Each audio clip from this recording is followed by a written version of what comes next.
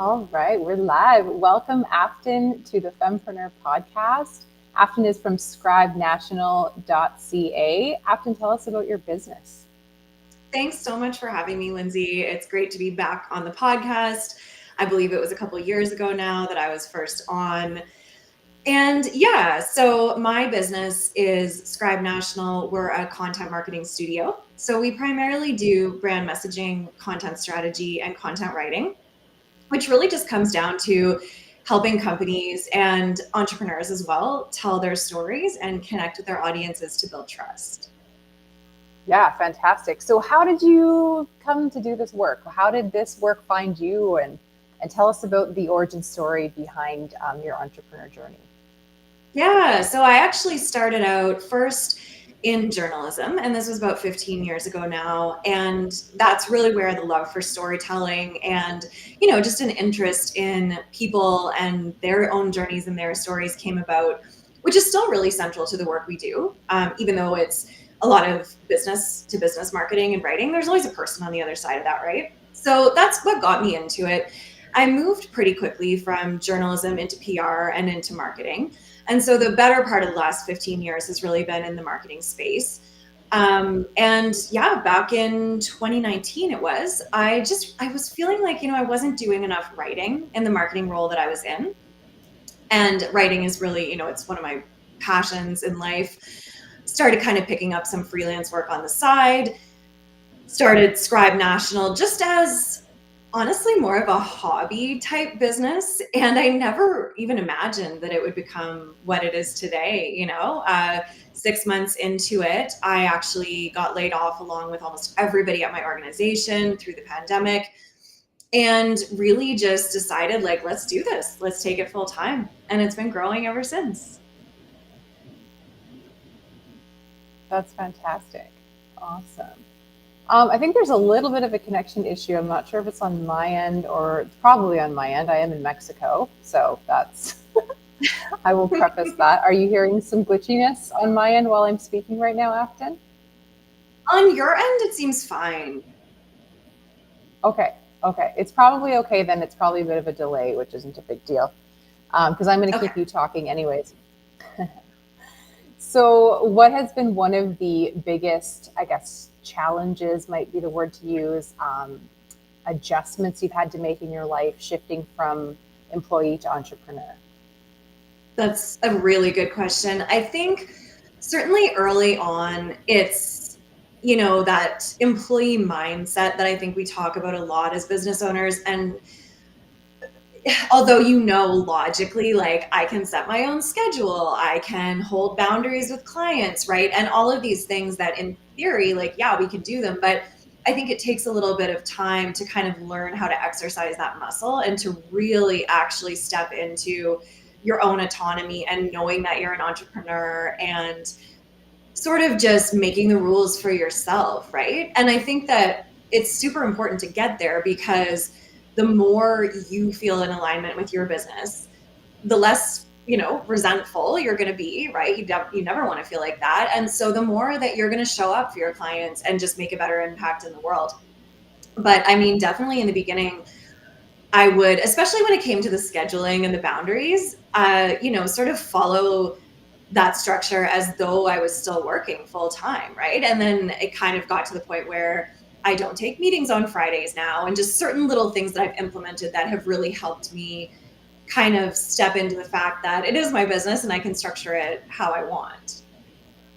Yeah. So you did struggle a little bit with the lack of maybe structure at first and had to create your own structure then? Like you had to go through that change? Or just, well, struggling with just knowing that that was okay, right? Like that we Mhm. don't have to have the same type of structure. And oftentimes I think, like, take working from home as another example. I get so much more done when I work from home versus when I used to work for a company in an office 8 hours a day, and we probably spent half of that time just chit chatting. But there's all of these, like, misconceptions, I guess, or preconceived notions that people have. And it takes a little while to, like, shake those beliefs. Right. So tell us about a typical day in the life of Afton nowadays in your business. What kind of things are you doing? Do you have, specific structure for your week, or does it look different every day? Tell us a bit about what it looks like to work in your business.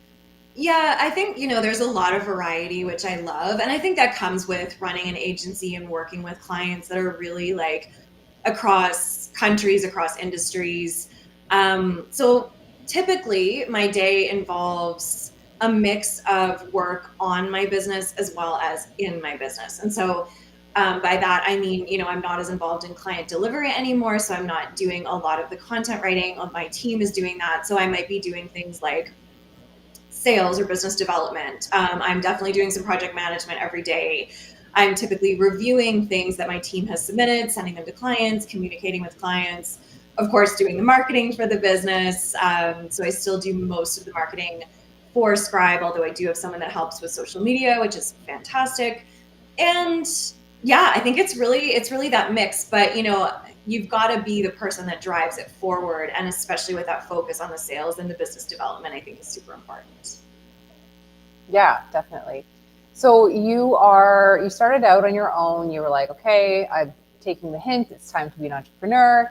And then at what point did you shift into adding more people to the team and even hiring, VAs like virtual assistants or contract workers to be part of a team? Like, at what point did you make that shift? Yeah, so that was about 9 months into the business. So it was just at the point where, I really couldn't keep up with the delivery of the client work on my own. And so I brought on a couple of writers right away. I experimented with having a VA for a little while. I actually don't have one now, and I haven't in a long time, but I do have 5 people that are helping me. So 4 of them are doing the client work, which is the writing or the strategy or the messaging, whatever it happens to be, and then the other one who helps me with my social media. And so, before I kind of got to that point, I never really could have imagined even needing or having a team, but it quickly became clear that I wasn't going to be able to help the amount of people that I wanted to on my own. And so I would say it's been like, I mean, it's just been a total game changer for my business, and they're all amazing. So I feel very grateful that they're still working with me. A lot of them today, even from the beginning. Awesome. So I guess maybe now I want more of a concrete client success story. I want to know, why they sought you out, what they wanted from you, how you helped them, and then the results that they experienced on the other end of working with you, and kind of the time frame that's maybe typical for most clients that come through your Yeah, door, so to speak. yeah, our virtual door. Yeah, that's a Yeah. great question. And so if anybody wants to have a look as well, you can go to our website. We've got a results page, and we have a few different case studies on there. And so I think with anything in marketing, I'm going to say right out front, like it depends. It depends on the tactics and it depends on the budget. So for instance, I'll take a client that we worked with for years and years, who was actually another agency owner. And so we were helping her with her blog, but she already had, the building blocks in place that you need, right? A good understanding of her target market, a really great content strategy, which we can also take care of if people don't have it, but in this case she did. And so we were executing on that. And so I think when you think about results, like you want to have everything lined up to get you the result you want. And so in the end, I would say it was 1 year in particular that she was measuring. We did work with her for much longer than that, about 4 years, but I think it was the 1 year that she was measuring. She said she increased her business, her number of clients by 150%. And now I don't know her actual revenue numbers, but I do know that it was 150% increase of her business from SEO alone. So from the blogs we were doing. And she also said that that was 15 times more effective than the other sources or methods of lead gen that she was doing. And so I think she was doing LinkedIn posting, email marketing, like she was doing various types of lead generation. So yeah, that's one example. Now this was somebody who was really, really committed to blogging as part of their efforts. And this was a small business, right? And so, we have other examples. And like I said, I encourage people to go read them. That one's probably the most relevant for kind of our peer group of entrepreneurs. We've worked with larger companies as well, like bigger enterprises, where we've gotten them to the top spot in Google with their blogs, multiple sales opportunities or sales calls, I guess, attributed to their case studies and things like that. But I like to kind of share one that's, more of the same type of business. So that would be the first one that I mentioned. Nice. So tell us a bit more about yourself. When you're not working in your business, what kind of things do you get up to? What are your hobbies? How do you have fun? How do you sort of check out from work at times? Oh, I love this question. Yeah, I think definitely as a creative person, it is like so important to have other stuff to do. I was talking about this with somebody recently, and I think it just fills your cup. So, a couple things I love.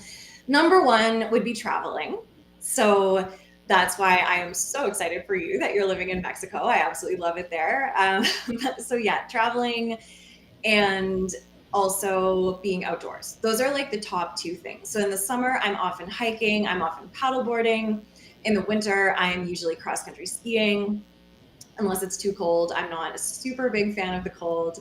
But yeah, travel is probably my number one. And then I'm also an oil painter. So again, just coming back to the creativity, it's a really good outlet for me. And I love to paint landscapes. And a lot of the landscape paintings that I do are actually inspired by the hiking that I've done.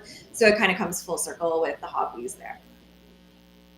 Yeah, that's awesome. I was searching on the internet for the headshot to put on our podcast image. And actually, when I put your name in Google, the first thing that came up was your oil painting in my Google search. And I was like, I know you had mentioned it, but I had never really looked at it. So I guess tell me a bit more about that. Is that a bit of a side hustle as well? Like, you're an entrepreneur, obviously, and it looks like you're running that like a business in itself as well. Yeah, it is. And so basically, I started painting 4 years ago. So it was during COVID, and I was looking for something to do, like I'm sure a lot of us were, looking for something new to sort of keep me occupied. And I had only gone to one paint night before, a couple years before, with a friend, and I was like terrible. So I really didn't think I was going to be good at it. But I guess it was just the teacher that I had. It turned out to be something I really enjoyed and actually seemed to get the hang of it. And yeah, so now, like at first it started as a hobby, but I think a lot of us as entrepreneurs, as I'm sure you can probably relate, like things become a side hustle and you just can't help yourself sometimes.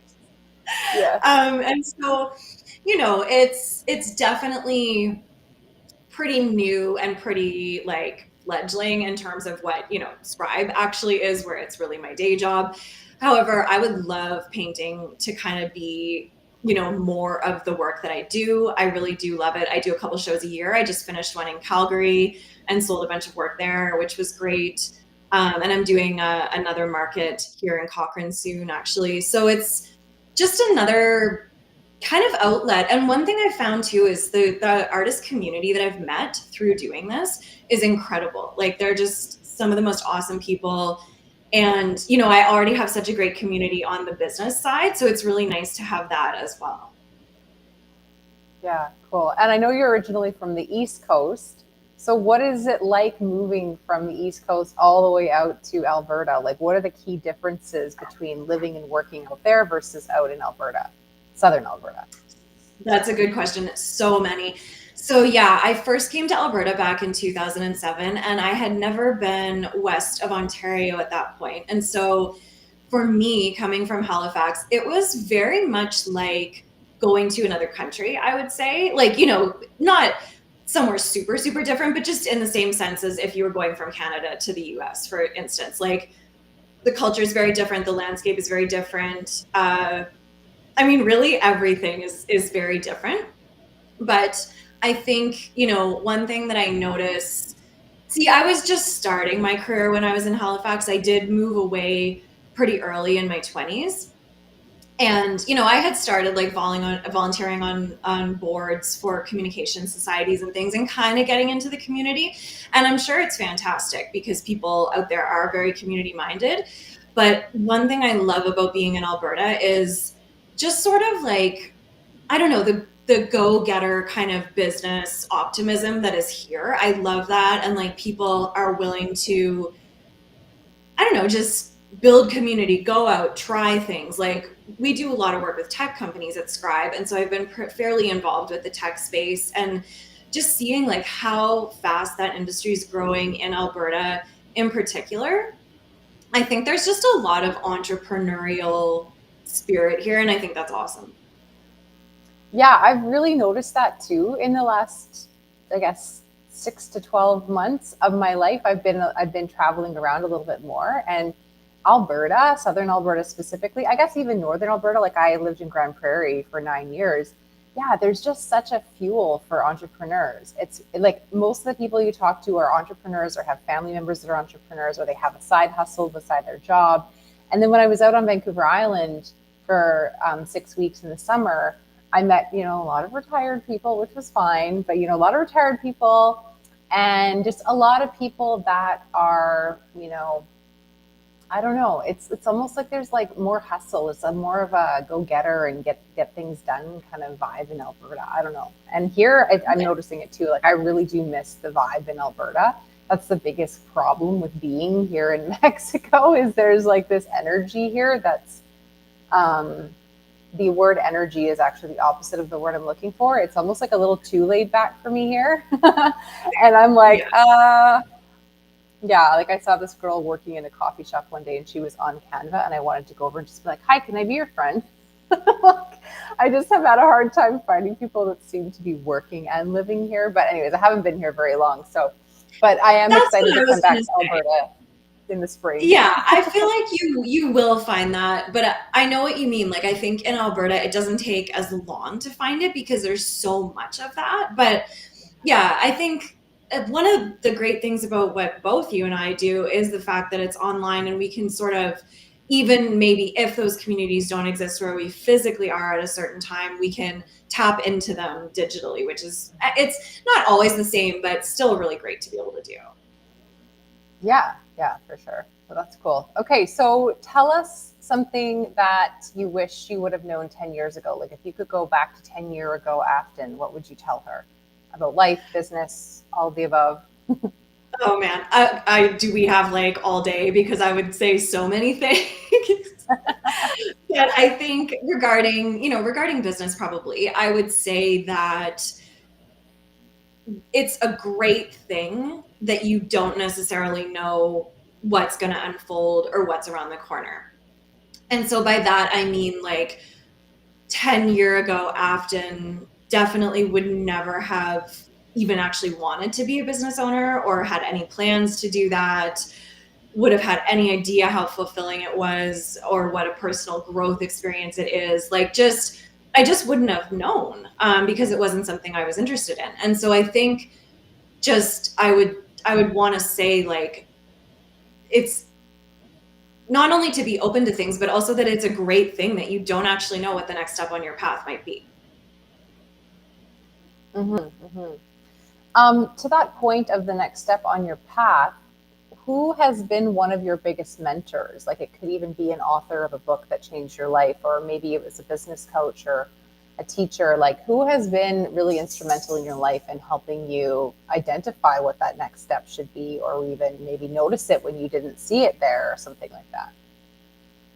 Yeah, I've got a couple actually. So there are two agency owners in my circle, one named Emily and one named Susie, who I've both known them for years and years and really done a lot of things in my own business to kind of model after things that they've done when it comes to like, well, honestly, everything about their business, but from the way they work with a team to the way they work with clients to strategy, like there's just so many good lessons I've learned from them.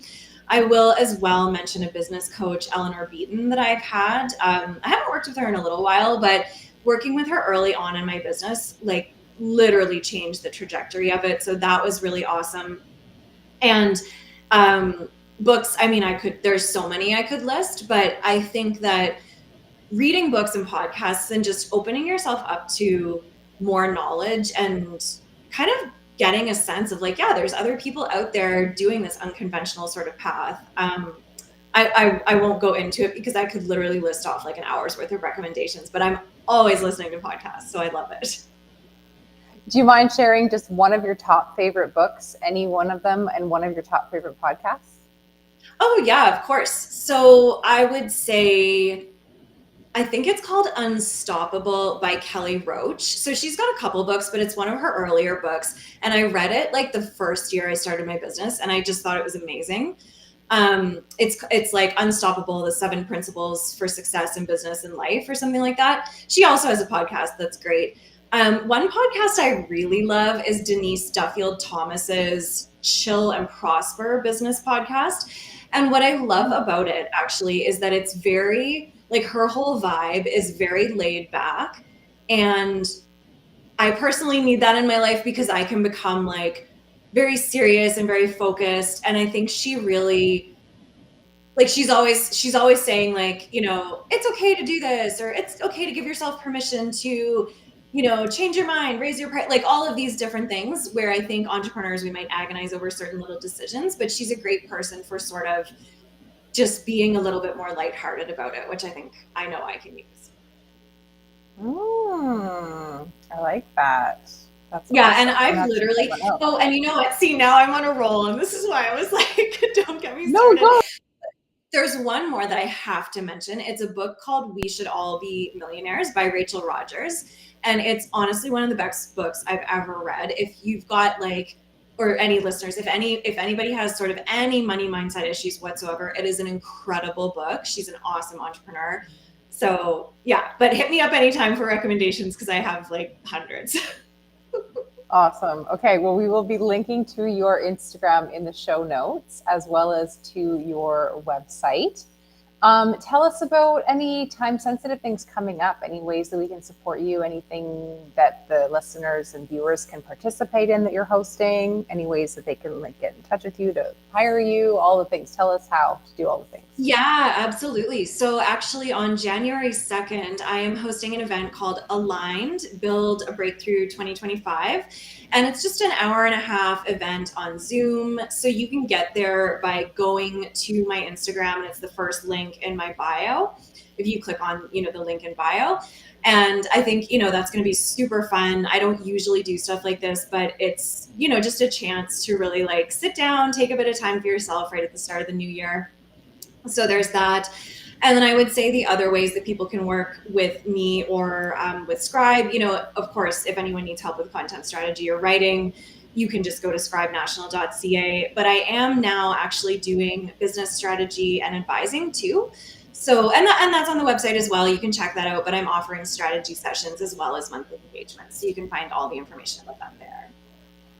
Wonderful. Wonderful. That's great. Okay, so you have an event coming up, and that is just in the nick of time for those of you listening to this really soon after it comes out. And then what about later in the year? Tell us about maybe even visions or ideas that you have that you may or may not bring to life, just to plant the seed.